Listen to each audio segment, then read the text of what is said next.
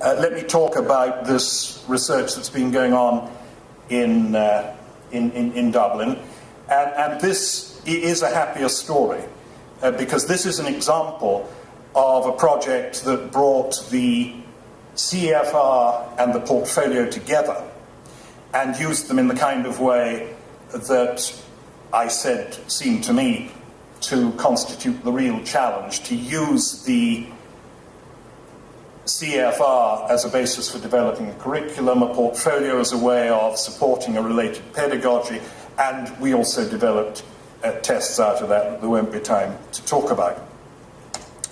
The context was, of course, the very large numbers of migrants coming to Ireland, to begin with refugees and asylum seekers, then after the enlargement of the European Union, lots of economic migrants from Central and Eastern Europe. And that brought large numbers of pupils into schools, primary and post-primary. The way our Department of Education and Science determined this should be handled was to assign the kids to a mainstream class appropriate to their age, but to provide 2 years of English language support delivered on a withdrawal basis, by which they meant that regularly, in primary schools it typically happens once a day, the children are taken out in smaller groups and given focused work in English. And Integrated Island Language and Training, which started life in 1999 as a pilot project, and then, after a happy conclusion of that, from 2001 to 2008, was funded by the government. This was my hobby during those years.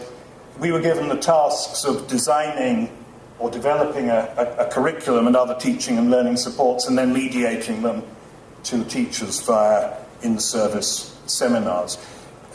It was very difficult to penetrate the post-primary, the secondary sector, for all kinds of reasons.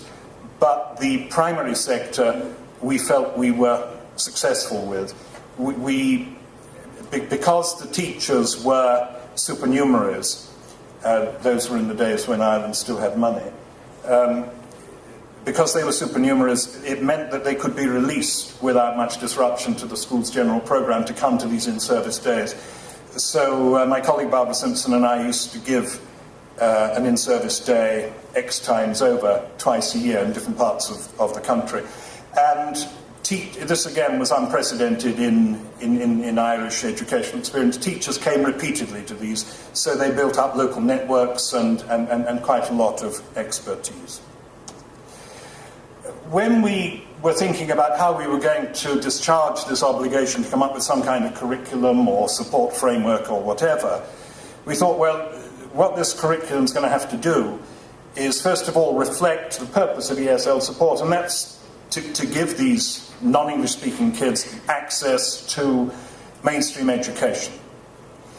And that really meant two things. It didn't matter about going to the newsagents and buying cigarettes for their parents. They didn't need to know how to, shouldn't be doing that anyway, of course.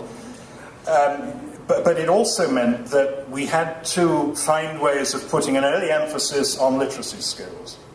There's no point in focusing on developing their capacity to understand speech and interact only.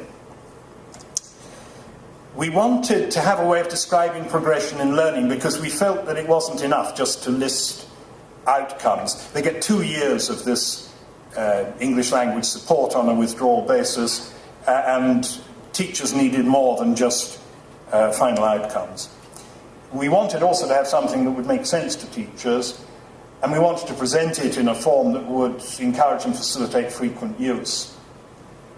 And we also wanted to support teaching approaches that would be oriented to the development of learner autonomy and communicative teaching methods. I mean, our primary teachers are meant to be able to teach Irish, and on the whole they can't, but they didn't have any real formation as language teachers. If you then say to them, teach English to these kids, they start to do to these kids what they can remember vaguely having happened to them in French classes when they were 11 plus.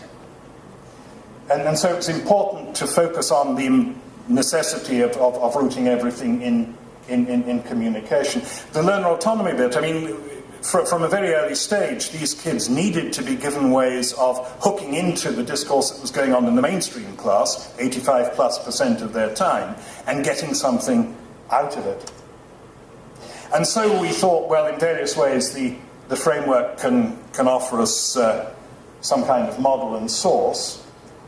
And we produced something called, this was the department's notion, not ours, English Language Proficiency Benchmarks. We couldn't simply take the CEFR. First of all, the descriptors imply mostly adult communicative behaviour based on an adult range of experience. Also, the CEFR focuses mostly on language use outside educational contexts, even though education is one of the 4 stated domains of use. Whereas we had to be reflexive and focus inwards on the educational process, developing proficiency in the communicative use of English as the medium of primary education. Also, we didn't need all the levels, and that was just as well, because I have serious doubts about the possibility of adapting the higher levels to younger ages. I mean, if you consider the descriptors for A1, A2, and B1, they're overwhelmingly BICS-oriented, and I think BICS is infinitely adjustable to age upwards and downwards. When you get into, and some of the implications of B1 are already pointing in this direction, when you get into B2, and then C1, and after that C2, you have to do with sustained use of language, both receptively and productively, that comes from academic involvement in the language, or professional use. So that's one of the reasons why I made this comment about immersion programs, bilingual programs and whatnot being the only ones that will really bring a large number of learners to B2 by the end of schooling.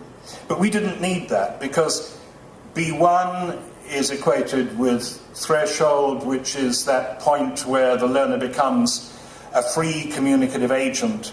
And we weren't proposing that in 2 years you were going to turn these kids into native speakers, though believe me, when they start school at 4.5, some of them are pretty well that by the age of 6.5, but the older children certainly not. But they should be able, nevertheless, with appropriate mainstream teacher support, to cope after that.